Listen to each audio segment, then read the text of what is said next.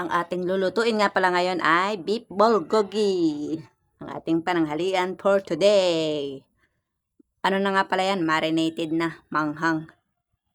Manghang pala yan. Kala namin ay hindi. Spicy pala nakalagay. Tapos malalaki pala hiwa. Hindi namin nakita. Kaya yun. Hiwa-hiwain pa namin yan. Ginupit-kupit. Tapos, syempre, kinat na yon. Tapos nilagyan natin ng broccoli at carrots. Lagyan din natin ng oyster sauce at teriyaki sauce. Siyempre, pampalasa. Dagdag ano yan, pampalasa.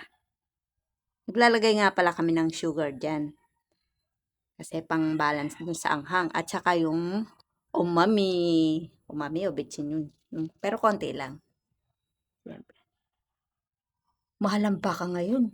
Dati, hindi ganun kamahal. Pero ngayon, sobra. Uy, nakaluto na ako.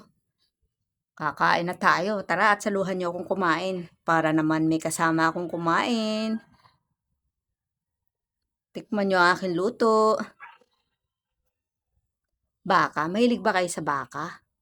O mga isda lang? Siyempre kami paminsan-minsan baka. Salit-salit, baka, manok, baboy, isda at kulay. Ganon ang ulam natin. Kain na!